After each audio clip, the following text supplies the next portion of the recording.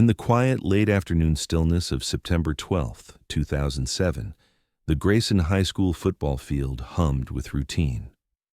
The varsity squad was deep into practice drills, and the sky had already begun shifting into the kind of warm, amber light that made the grass glow beneath the cleats of 24 teenage boys. Among them was number 42, Darren Mallory, a quiet, lean, wide receiver known more for his work ethic than for showboating plays. He wasn't the star, but he was solid, dependable. He ran hard, never missed a session, and never left early. That afternoon started like every other, but by the end of practice, Darren was simply gone. The drills had started around 4:30. Warm-ups, passing formations, light scrimmage. Teammates recall seeing Darren run a series of standard slant routes. One even swears he caught a low spiral near the 40-yard line, tucked it clean, and jogged back to reset. There was nothing odd about his behavior. He wasn't limping, he wasn't angry, and he didn't seem distracted. At 5:12 p.m., Coach Renner called a final 20-minute scrimmage. It was informal. No pads, no plays logged. Just motion, agility, and reaction. Somewhere in that short window, Darren disappeared. What puzzled everyone later was how long it took to notice. When the whistle blew to end practice, helmets came off, boys laughed, cursed, slapped backs, and started their slow walk to the locker room. No one asked where Darren went, not yet. One coach casually noted that Darren might have sat out the final minutes with a calf strain, or possibly slipped out to use the restroom behind the visitor bleachers. No one followed up. The air was cooling fast and nobody thought twice. Not until the sun dipped below the tree line and the parking lot lights flickered on did someone ask where Darren's car was. It was still there, parked crooked in space 14. The keys weren't in the ignition. The passenger window was slightly down. At 6:43 p.m., one of the assistant coaches walked back into the building and found Darren's locker undisturbed. Inside were his gym bag, cell phone, keys, and a folded hoodie still damp with sweat from warm-ups. His water bottle was half full. His cleats, the ones he'd been wearing on the field, were missing. So were his socks. At that moment, for the first time, someone realized Darren had never come back inside. What followed was confusion, not panic. A few teammates assumed he'd left with his older brother, even though records later confirmed his brother was working an evening shift 40 miles away. Another coach suggested Darren might have walked home, although his house was nearly 5 miles out with no direct sidewalk route. By 8 p.m., his mother had called the school, concerned he wasn't answering his phone and hadn't come home for dinner. It wasn't like Darren to be late. He'd left chicken cooking in the slow cooker, something he'd prepped before heading to practice. The timer had long gone, off. The smell of burnt sauce filled the house when she walked in. By 9:30 p.m., a full search was underway. Flashlights swept across the field, locker rooms, equipment sheds, back hallways. The wooded area behind the school was combed by staff and a few parents who had stayed late. Nothing, not even footprints. At 11 p.m., police were officially notified. They found no signs of struggle, no signs of forced entry, blood, or disarray. The rear fence line was intact. Security footage from the gym hallway captured dozens of players returning post-practice, laughing, wiping sweat, opening lockers, but Darren never appeared on camera, not once after warm-ups. By morning, helicopters circled the school perimeter. K-9 units arrived. Students were interviewed, phones were checked, and locker contents were logged. Still nothing. The Grayson County Sheriff held a press briefing outside the school that afternoon. "We are treating this as a missing persons investigation," he said. "There is no evidence of abduction or foul play at this time." His tone, according to Darren's mother, was already leaning toward the unspoken question. Had Darren simply walked away? But the theory didn't sit right. His friends said he wasn't depressed. His teachers said he was focused. He wasn't the kind of teen who ran from problems, and there were no signs he was in any trouble at all. The weight of his absence pressed down hardest on those who saw him last, the teammates who had lined up next to him just minutes before he vanished. They replayed every moment, the way he stretched, the way he shook his arms before the hike, the way his shadow moved under the goalposts. but not one of them saw him leave the field. What started as a late arrival became a stalled investigation. Days passed, then weeks. Leads dried up. The field reopened for practice just 4 days later. New formations were run, new plays were drawn, and number 42's name was quietly removed from the roster. His locker, though, stayed untouched. No one used it. No one asked to. Years later, one former student would say, "It was like the field swallowed him, like he ran a route and just kept running." Darren Mallory vanished during a routine football scrimmage. No sound, no witness, no trace. Just a locker full of untouched belongings, a car that never moved, and a clock that kept counting minutes no one could account for. What began as a missed practice spiraled into something darker, one of the most baffling disappearances in county history. And at the center of it all was the field, the drills, and a final 20-minute play no one could ever explain. The first 48 hours moved slowly, not because the case lacked urgency, but because the leads refused to form. Officers arrived that Thursday morning just after sunrise. By then, the dew had already lifted off the practice field and the yard lines were crisp again, white paint unbothered by cleats. Police began where Darren was last seen, the East End zone. From there, they worked backward, the track, the storage lockers, the utility sheds. The school provided a facilities map, and within 2 hours, every accessible corner of the athletic complex was searched. Then, they moved inside. The locker rooms held nothing new. Darren's belongings were logged, sealed, and photographed. His cleats remained missing, but his phone, car keys, and wallet, all untouched.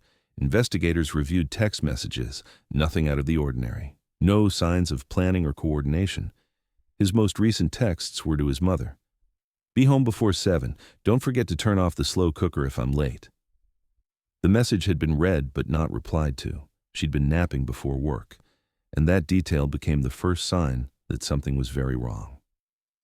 Darren had prepped his dinner before practice. If he had any intention of leaving, permanently or even just overnight, why would he bother? Search teams swept through the school building. Every classroom, janitor's closet, stairwell, nothing. They brought in K-9 units by mid-afternoon. One dog picked up a faint trail near the equipment shed, about 60 yards from the practice field. It looped once around the back of the building and stopped dead near a gravel service road. There were no tire tracks, no drag marks, no clothing scraps. Just a smell that started and stopped without explanation, as if Darren had been lifted from the ground and then simply ceased to be. By evening, helicopters were up, thermal imaging, aerial photos. Dozens of volunteers formed shoulder-to-shoulder lines along the wooded tree line that bordered the northern edge of the school grounds. They found beer cans, discarded notebooks, a dead raccoon, and nothing else. Not a single shred of fabric, not a shoe print. The area was sealed off. Police considered draining a nearby retention pond, but there was no indication Darren had gone near it. Search logs began to fill with red ink. Cleared, no find, area secured. The leads that usually spring up in missing teen cases, friends, threats, breakups, fights, simply weren't there. Rumors began to fill the vacuum. Some said he was spotted hitchhiking toward the highway. Others believed he'd run off to California, though no ticket purchases, bank withdrawals, or phone activity supported that theory. There were no surveillance tapes showing Darren at nearby gas stations, stores, or intersections. The only camera footage that mattered was from inside the gym hallway. It showed teammates trickling back inside after practice, laughing, talking, slamming locker doors. But Darren never appeared, not once after he walked out onto the field. His mother, Judith, refused to accept the idea of him running away. "He was a creature of habit," she said later in interviews. "He made his bed every morning. He scheduled his showers, he prepped his meals. He wasn't impulsive." She repeated the story about the crockpot to every reporter, detective, and search coordinator who'd listen. "You don't put food on and vanish." That's not how kids disappear, but over time, her insistence began to sound more like pleading, because the facts, or lack of them, pointed nowhere. Darren had left no digital trail, no note, no pattern. Eventually, The case was labeled inconclusive missing. That meant there was no evidence of abduction, but no proof of voluntary disappearance either. The school, under growing pressure to restore normalcy, resumed football practices the following week. Parents protested briefly, but the season went on. Darren's jersey was unofficially retired, though his name remained on the team board until October.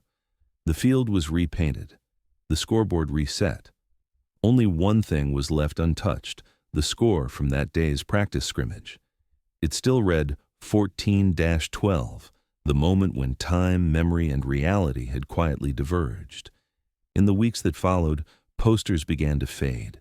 Rain washed out the ink, tips stopped coming in, and Grayson High moved forward.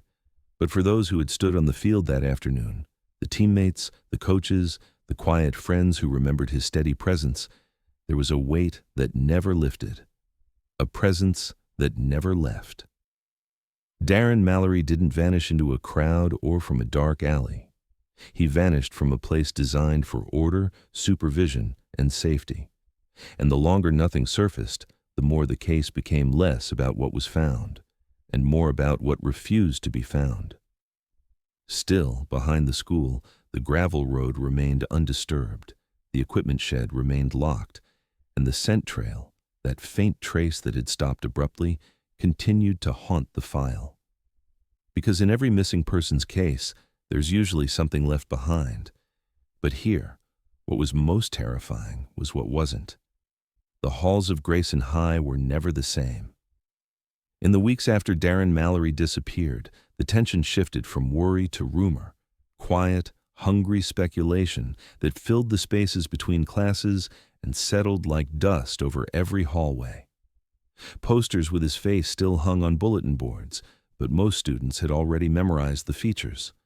By October, they stopped looking at the flyers. Instead, they watched each other. Whispers began where rumors always do, in corners, between lockers, passed behind textbooks like a contagion. They said Darren had been taken. They said someone had seen a man in a ski mask near the bleachers that afternoon, just before the final drill. Someone else claimed they saw headlights on the service road behind the gym, even though the gates were locked by 4 o'clock. There were no witnesses who came forward officially, no clear times, no photos, no names. But the stories kept coming. Most of them were impossible to verify, yet impossible to ignore. A sophomore swore he saw Darren arguing with upperclassmen in the weight room days before he vanished. Another said she overheard something about a punishment run that never got logged in the team record. It all blurred into a steady current of suspicion, not strong enough to break the case open, but sharp enough to keep it from closing. And at the center of it all stood the football program. The team was tight-knit. Coaches encouraged silence, discipline, and loyalty. When questioned, nearly every player denied seeing anything out of the ordinary that day. Most couldn't even remember who Darren had been lined up against during the final drill. But one voice eventually cracked. Seth Baker, a junior cornerback who had since graduated and moved away, agreed to speak with investigators in early 2008. He didn't offer much, but what he did say lingered. According to Seth, Darren had started raising concerns about the team's supplement stash. He claimed Darren suspected 2 seniors, both starters, of distributing steroids and pressuring younger players to join in. There had been an argument in the locker room the week before Darren vanished. Heated words, threats, a water bottle thrown across the tile. But there had been no fight, no report filed. Seth said the next day it was as if the confrontation had never happened. Everyone kept playing, everyone kept quiet, until Darren disappeared. The seniors in question denied everything. So did the coaches. There was no evidence, no records, no witness statements besides Seth's, and with no forensic trail to follow, the lead went nowhere. Seth transferred schools 2 months later. The silence settled back in. That spring, Coach Renner, who had led the varsity team for over a decade, announced his resignation. No formal reason was given. At the press conference, he cited personal priorities and a desire to spend more time with family. He moved out of state within the month. It drew attention, but not enough to spark formal suspicion. After all, the case was still open. There were no suspects, and legally, nothing tied him to Darren's disappearance. But it was what he didn't say that lingered. Years later, a former student recalled a strange comment. It happened in 2011 during a visit to campus. The coach had returned briefly for an alumni event, and in a moment between conversations, he allegedly turned to one of his former players, someone who had once trained under Darren, and said quietly, "What happened to Darren is buried deeper than you think." The remark was never recorded, never confirmed, but it found its way back into the case file. Another dead end, another shadow. By now, the locker room had changed. The paint had been redone, some benches replaced. But one locker, Darren's, was left untouched, not officially retired, not assigned to anyone else. Just closed, silent. Everyone knew which one it was. The equipment manager avoided it. Freshmen were warned not to touch it. Some said it was bad luck. Others said it was haunted. But no one asked to use it, not once in 17 years. Without new evidence, police could only log the whispers. Files grew thicker, but not clearer. Tip lines stayed open, but most calls led nowhere. What stung most was the idea that someone, or several someones, might still be holding the truth. Maybe it was something simple. A prank gone too far, a punishment taken too seriously, or something darker, something deliberate. But without proof, the silence became its own kind of prison. The rumors didn't die. They just aged. Students graduated, teachers transferred, but every now and then, someone new would stumble across an old article or ask why one locker stayed locked, and the story would begin again. Darren Mallory, the boy who disappeared from practice, who left his keys, his phone, his bag, but never came back for them, who vanished in daylight, in plain view, without a trace, and who, even in absence, never really left the hallways of Grayson High. By 2013, Darren Mallory's disappearance had faded from national news, but never from the town that raised him. For most of Grayson County, the mystery remained frozen in time. A boy who vanished from a school field in broad daylight, leaving only silence in his wake. But that quiet was interrupted unexpectedly when a call came in from Las Vegas Metro. A 24-year-old man had been arrested on suspicion of identity fraud. During booking, they learned his real name wasn't the one on his driver's license. His fingerprints flagged a match from Georgia. His name was Kyle Mercer. Kyle had been a student at Grayson High. He'd graduated in 2008. What drew the attention of authorities wasn't the fraud. It was what came up in his old school record. Kyle had been on the varsity football team in 2007, same year, same team, same roster as Darren Mallory. But the detail that stuck out was that Kyle had quit the team abruptly just 1 week after Darren disappeared. No injury, no academic issue, just stopped showing up. Moved to another district for his senior year, no explanation ever given. When Nevada detectives flagged the connection, they passed it to Georgia investigators still tied loosely to the Mallory case. A detective from Grayson flew out for the interview. Kyle didn't seem surprised. He was calm, cooperative, but guarded. He claimed no involvement in Darren's disappearance, said they weren't close. Darren was quiet and kept to himself, but then he made a comment that caught everyone off guard. He leaned back in his chair, looked toward the floor, and said, "People don't just disappear unless someone lets them." The detective paused, asked him to explain. Kyle didn't. He shifted topics, asked if he could make a call. The rest of the interview drifted into standard denials. But the tone had changed. The way he said it, flat like a statement of fact, carried a weight that felt rehearsed or remembered. They secured a warrant to search Kyle's storage unit in Henderson. Inside were the usual items: old clothes, boxed electronics, notebooks, a guitar with no strings. But one item stood out. A small plastic photo box, warped slightly from heat. Inside were 4 Polaroids, sun-faded and curled at the corners. Most were irrelevant, snapshots of dorm rooms, parties, street scenes. But one was different. It showed a locker room, blurry, slightly underexposed, but unmistakably Grayson High's varsity locker room. The walls still had the old maroon stripe that had been painted over years ago. The floor had the same cracked tile near the entrance. The image was dated, September 12, 2007, the day Darren vanished.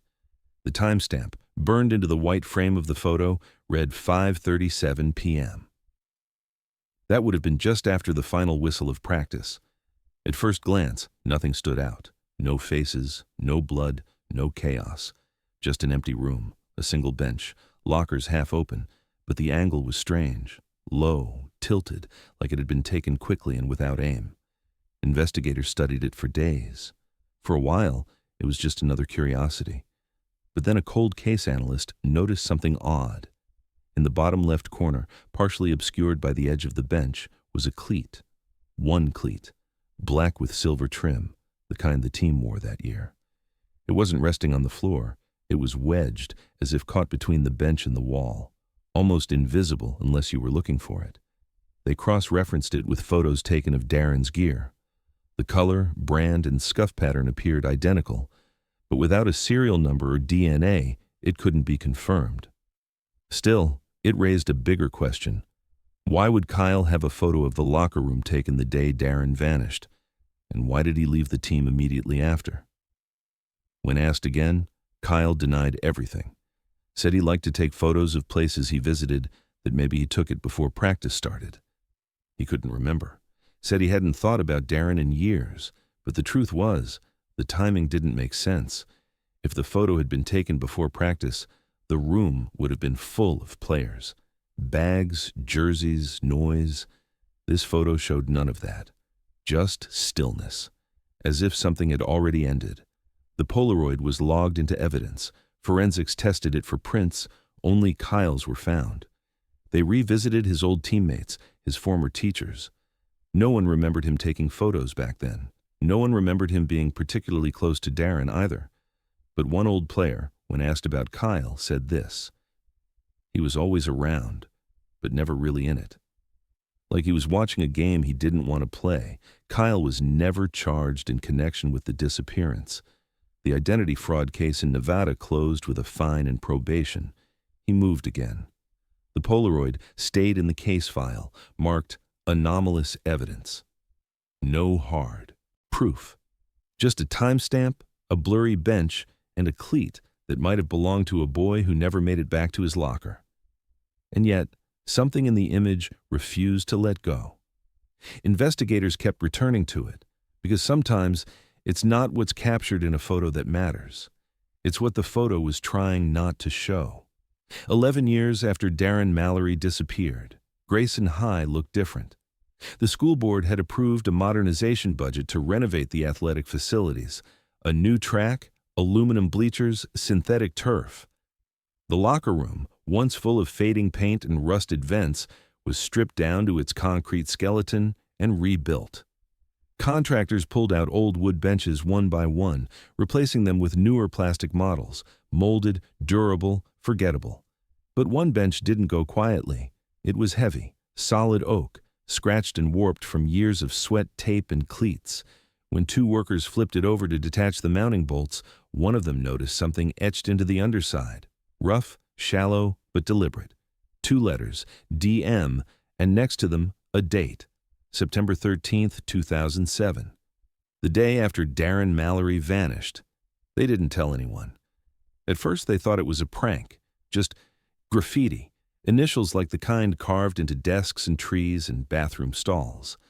The bench was pulled, wrapped, and stored in a maintenance room with other discarded materials. The job moved on. Tile was laid, paint rolled on, new benches drilled into place. By mid-August, the school was ready to reopen, shiny, sanitized, rebranded, almost as if none of it had ever happened. But one janitor, an older man named Henry Voss, who'd been with the school for over 20 years, overheard the contractors talking near the boiler room. Something about initials, a name, a date. He didn't say anything at first, but later that night, he walked to the back room alone, found the bench, flipped it over, and saw it. Henry hadn't said Darren's name out loud in years, but he remembered that week like it was etched into him. The posters, the helicopters, the locker that stayed closed. He reported the carving to the new principal the next morning. And that's when the silence broke again. The school contacted local police. Investigators reopened the file. The bench was seized and logged as potential evidence. The etching was photographed, scanned, analyzed under magnification. The cuts were old. The burn marks indicated heat, maybe a lighter or heated nail used to trace the grooves. It wasn't deep, but it had held through a decade of sweat and air. A forensic analyst noted that the date wasn't stylized.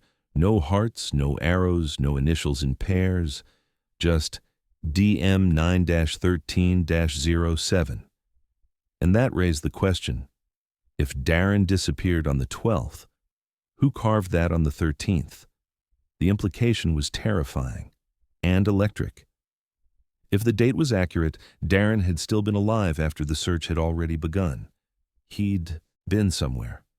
Trapped, maybe. Hidden. Injured. Alive enough to burn his initials into a bench in a room that had already been combed by police and sealed by school staff. But there were problems. Forensics couldn't prove when the carving was made, only that it was old. There were no fingerprints, no DNA, no witnesses. Staff from 2007 had either retired or moved on. When questioned, none admitted seeing the etching. A few said it could have been there the whole time, dismissed as vandalism. Others claimed they'd never looked under the benches. The district had no record of it ever being reported. Still, the discovery ignited the case again. News outlets picked up the story. Darren's mother gave a quiet interview, her first in nearly 5 years. "If he wrote that," she said, voice shaking, "he was trying to tell us he was still here." And no one heard him.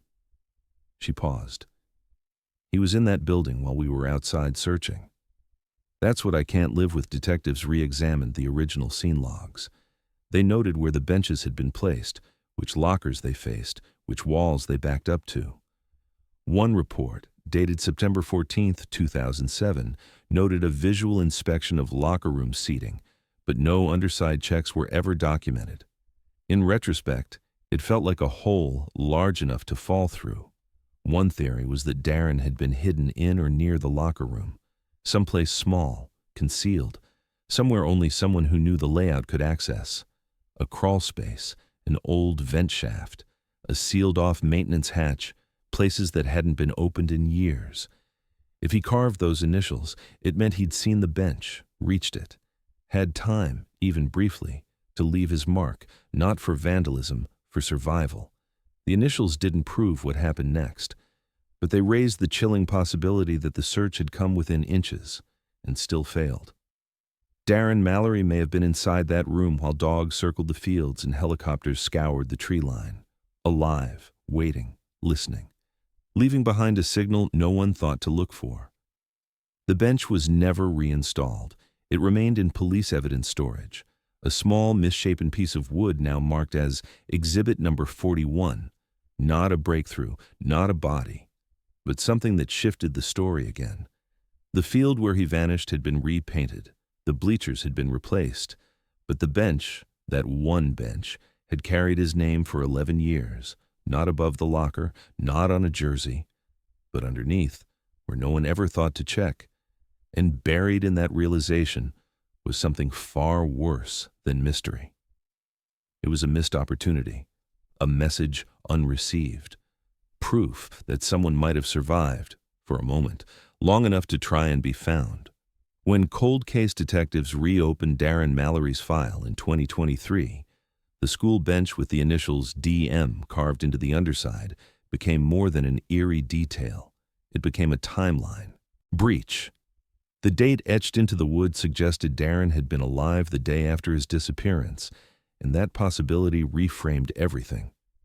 Investigators started combing through the original 2007 documentation again.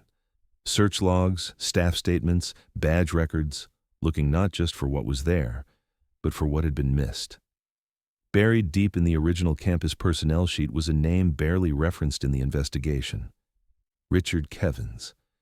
He'd been a part-time janitor, contracted through an outsourced custodial service. According to records, he worked Mondays through Wednesdays from 3 p.m. to 8 p.m. His name appeared once on a sign-in sheet from September 12th, the same day Darren vanished.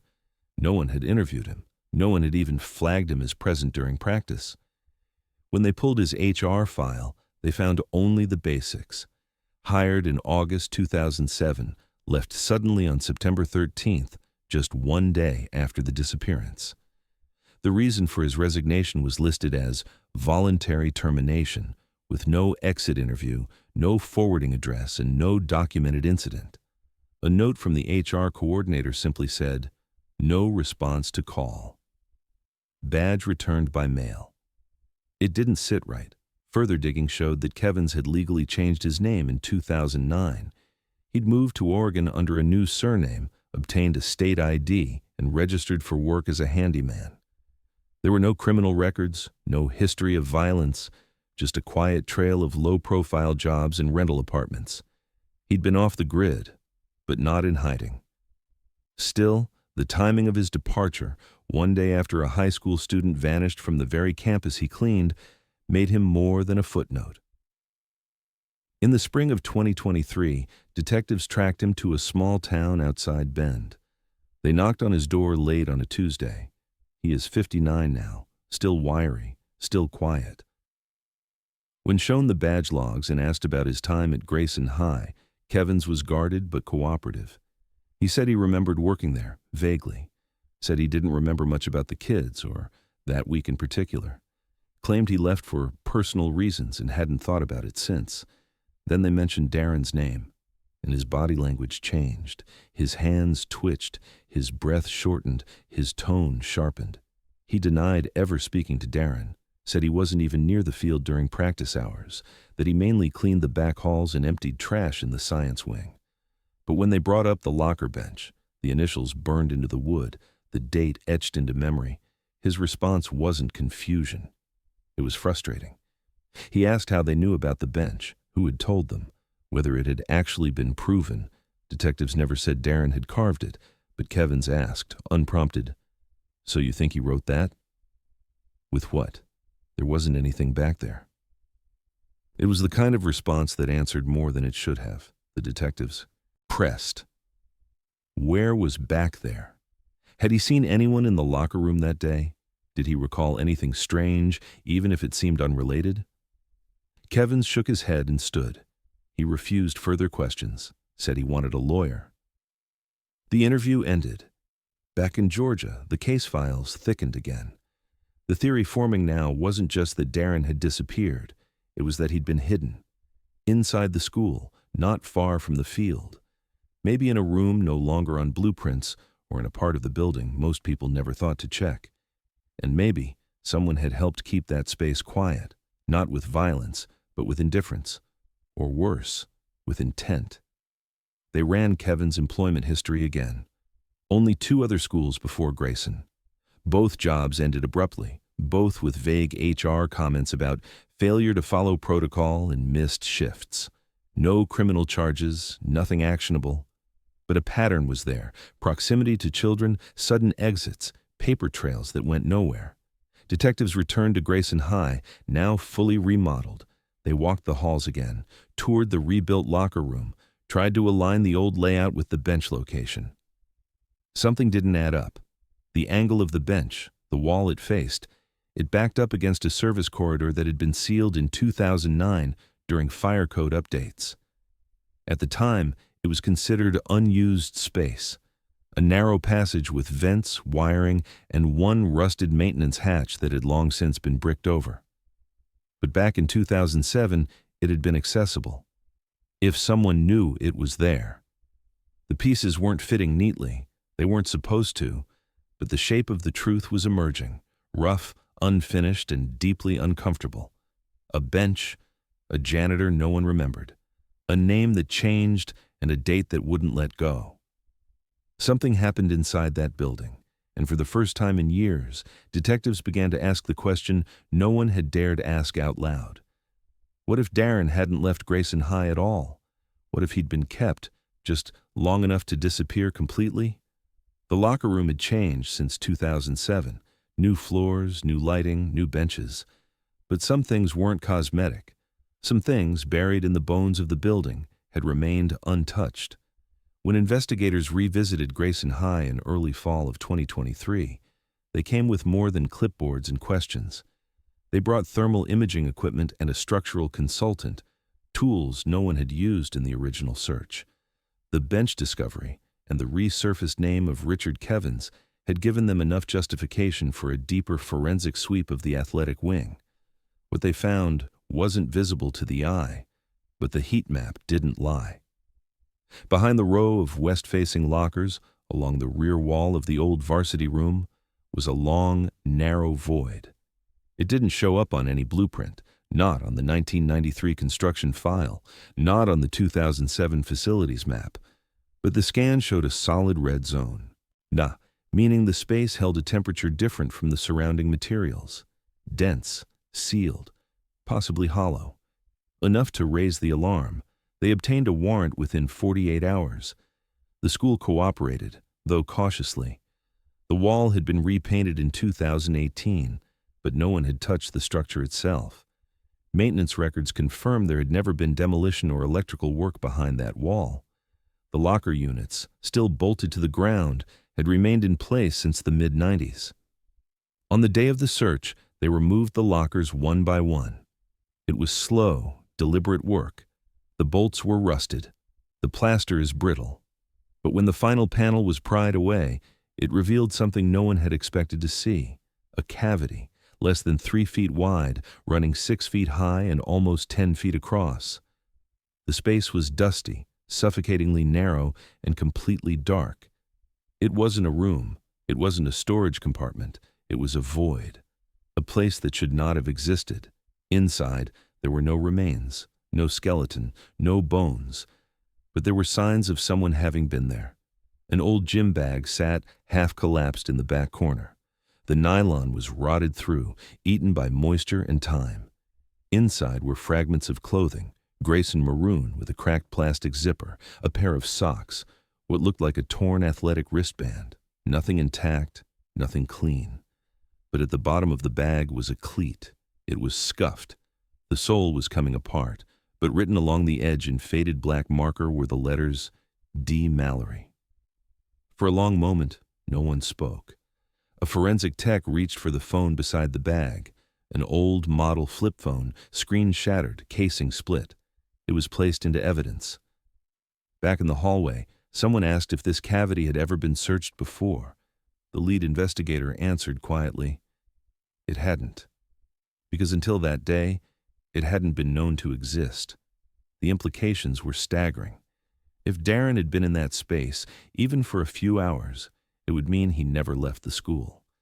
That during the chaos, the search dogs, the shouting, the helicopters circling overhead, he had been just inches away, separated by drywall, and no one knew. One specialist, kneeling near the narrow entrance, whispered the only thing anyone could say. He was here. For how long, we don't know. Forensics documented everything: moisture levels, fiber composition, trace analysis. The cavity was logged as a concealed architectural anomaly, possibly created during a renovation in the early 2000s and never added to formal diagrams. It had no vent, no exit, no connection to any other known space. The only way in had been through the front, behind the locker units that were bolted and sealed tight by the time anyone realized Darren was missing. Later that night, the team reviewed the locker room photo from Kyle Mercer's storage box again, the blurry Polaroid taken the day Darren disappeared. With new eyes, they noticed something in the corner of the frame. A shadow, slight, just beneath the lowest bench, something that could have been the edge of the void, or someone inside it. Investigators didn't say it aloud, but the thought settled heavily in the room. If Darren had been placed in there, if he had tried to get out, no one would have heard him. No one would have known he was inches from the space where his teammates laced their shoes and joked about the final drill. He could have been there for hours, maybe longer, long enough to realize no help was coming. The discovery of the hidden wall didn't answer everything, but it took the case out of theory and into evidence. It proved one thing clearly. Darren hadn't vanished from the field. He'd been kept. Somewhere real, somewhere physical. And for the first time in 16 years, the mystery stopped being about whether he had run away. It became about who had kept him from running at all. The phone recovered from the crawlspace was in bad shape. Shattered screen, corroded battery, outer shell cracked clean through. It had been sitting in darkness for over 16 years, absorbing moisture, dust, and decay. At first, investigators assumed it was too damaged to yield anything, but protocol required that every device be logged, cleaned, and assessed. The forensics lab worked through the night. The SIM card was dead. The battery was beyond salvage, but the SD card, small, bent, almost fused into the slot, held on. They extracted what they could. Most files were corrupted, photos unreadable, call logs gone, but one folder is loaded. Inside was a single audio file, no title, no metadata, just a timestamp. September 14th, 2007, 2:08 a.m., 2 days after Darren Mallory was reported missing. The file ran for only 23 seconds. It begins with silence. Then a slow, shallow breath, faint background noise, almost like fabric shifting against drywall. Then a voice. They said it's temporary. A pause, breathing. They said no one's looking here. Another pause. A rustle. I don't want to die in a wall. Then 3 dull thuds, low, heavy, like fists hitting something solid, or someone trying to be heard through too many layers, and then nothing. The audio cuts off, no outro, no scream, just silence, swallowed whole. The file was run through analysis software. Voice matching confirmed with 92% certainty that the speaker was Darren Mallory.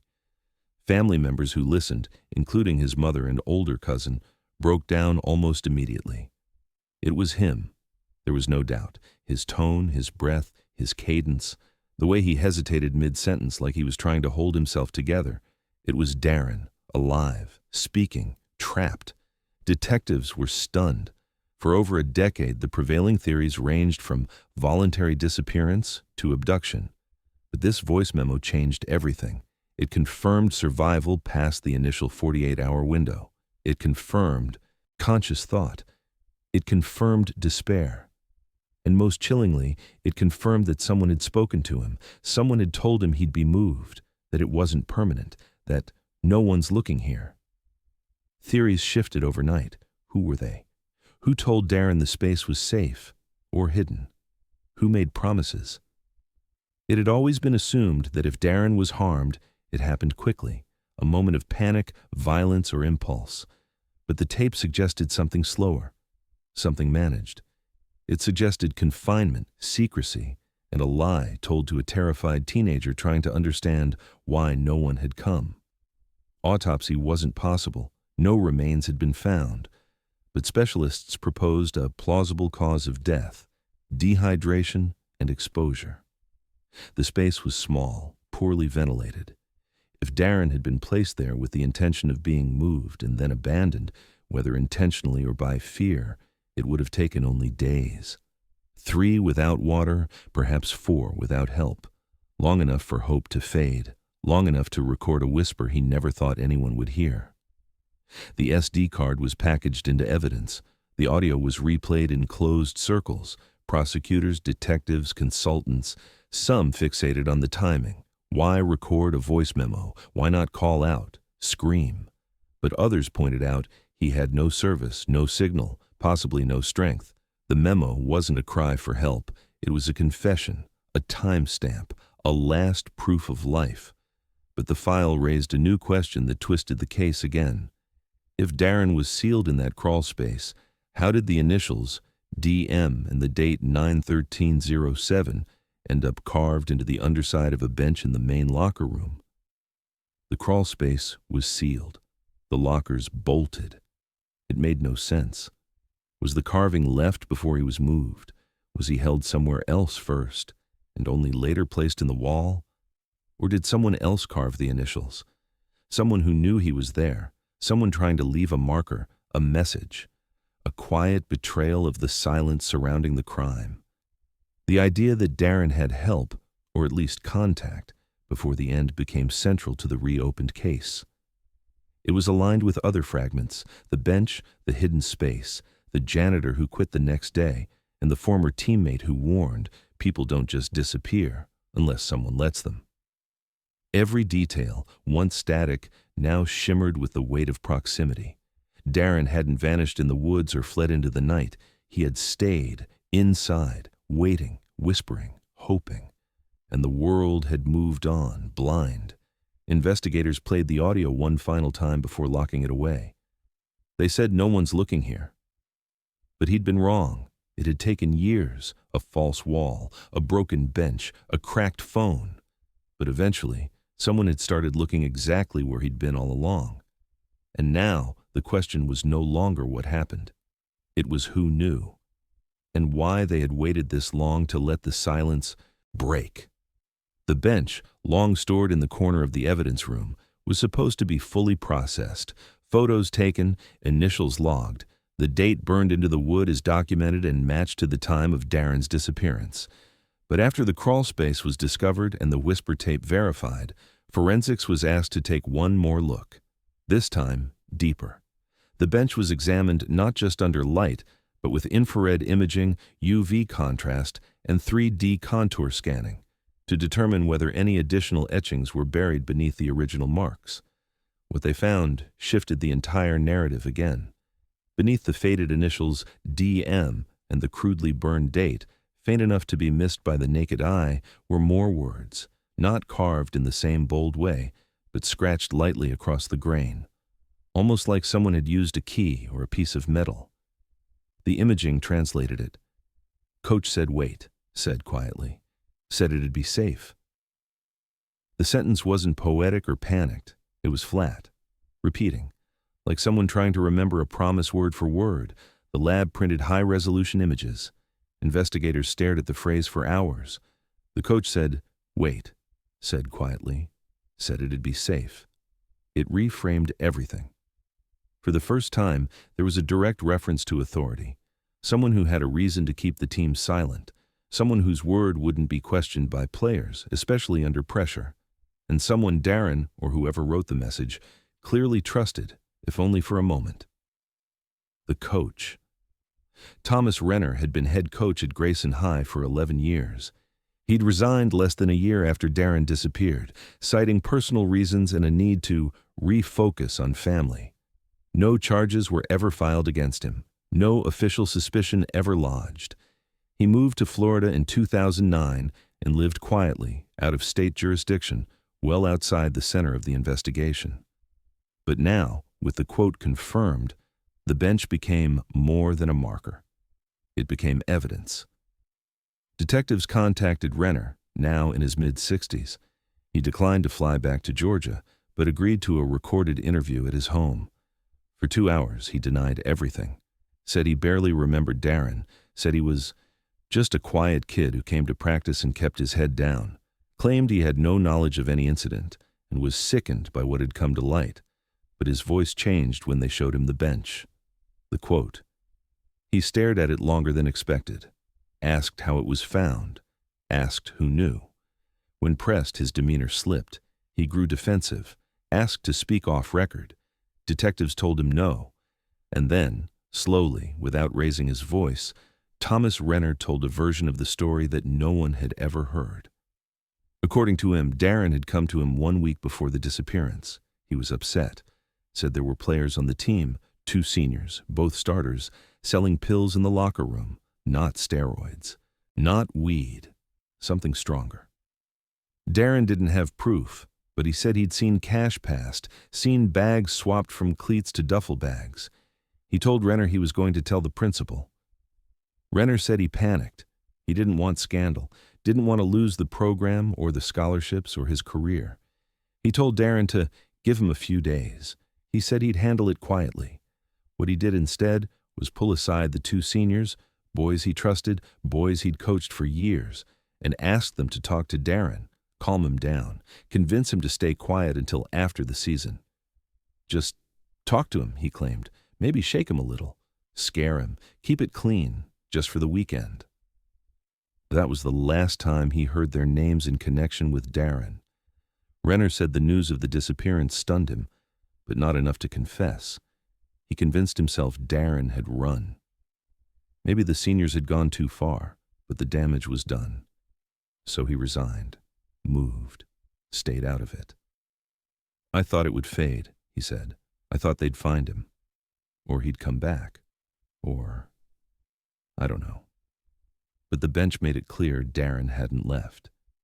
And if he wrote that message, or even said those words to someone who later carved them, it meant he believed the coach had offered safety, trust, a promise that turned into a prison.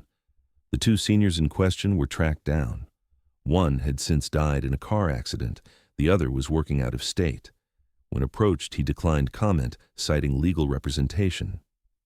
Still, the timeline was now defined. Darren tried to expose something. The coach tried to cover it.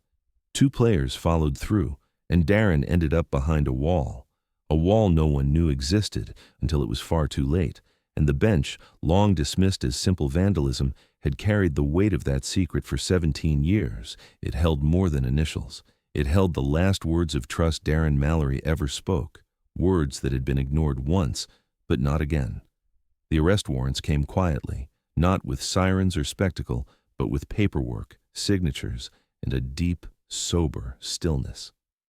17 years after Darren Mallory vanished during a routine football practice, the case officially shifted from mystery to crime. Based on the recovered audio, the crawl space discovery, and the bench inscription linked to the former coach's own words, prosecutors filed charges against Thomas Renner for obstruction of justice and negligent homicide. The single surviving senior involved, now 34, living under a different name, was charged with unlawful confinement resulting in death. He offered no statement. Forensics had ruled Darren's cause of death as consistent with long-term confinement, dehydration, and lack of ventilation. In the final medical summary, it was written in stark clinical terms: homicide by environmental neglect. No weapon, no blow, no direct assault, just abandonment. A teenager locked into silence by people who thought it would all blow over. People who knew where he was, people who never checked again. In the weeks that followed, the town of Grayson, long hardened by rumor, softened by time, found itself confronting a history it could no longer ignore. News vans returned to the parking lot outside the high school. Reporters stood in front of the field where the scoreboard still glowed faintly at dusk. Students who once whispered theories now watched the truth unfold in courtrooms and headlines. The school board voted unanimously to demolish the old locker room. They issued a statement saying the building had become inseparable from tragedy. A new facility would be constructed next spring, redesigned from the ground up. But no one was waiting for new blueprints. They were focused on closure and on remembering the boy they had failed. On a cold, bright afternoon in March, a crowd gathered at the edge of the football field. Teachers, classmates, coaches, some of whom had retired, all returned. They watched as Darren's maroon number 42 jersey was lifted and retired permanently. A plaque was unveiled at the 40-yard line. In memory of Darren Mallory. 1990 to 2007. He never left the field. He was left behind. His mother stood next to it. She hadn't spoken publicly since the bench was rediscovered. But at the final press conference, she stepped forward, holding a folded photo of Darren in uniform. Her voice was calm but resolute. "My son was never missing," she said. "He was locked away. Not by strangers, but by people who were supposed to guide him, teach him, protect him. He didn't run. He didn't hide. He trusted, and they buried him behind a lie." The room fell silent. No follow-up questions. No need. The bench that once sat ignored in the back of a renovation storage closet was now housed in the State Evidence Archive, a centerpiece in one of the most unsettling negligence cases ever prosecuted in Georgia. It held not just initials, not just dates, but testimony. A hidden message from someone who knew what was happening and did nothing, or worse, someone who thought the silence would be enough to erase it. But it didn't. In the end, the silence became the loudest part. Investigators closed the case with a full report that laid out everything: the timeline of events, the roles of each individual, and the missed moments that could have changed the outcome. The crawl space, the unsearched void, the janitor who left without notice, the coach who told two boys to scare a teammate, the bench that had spoken when no one else would. For 17 years, the field had held onto the truth. Beneath the drills, beneath the scores, beneath the cheers of new seasons and new rosters, the truth remained fixed in place, waiting to be uncovered, waiting to be told. And now, it was. Darren Mallory had not disappeared. He had not run. He had been silenced, sealed behind a wall, and left behind while the world continued just inches away. But he did not vanish quietly. He carved his name. He whispered his fear. And in the end, he left a trail, broken, fragile, buried, but not erased. The story of Darren Mallory did not end on the field, but it began there. And now, finally, the field gave him back.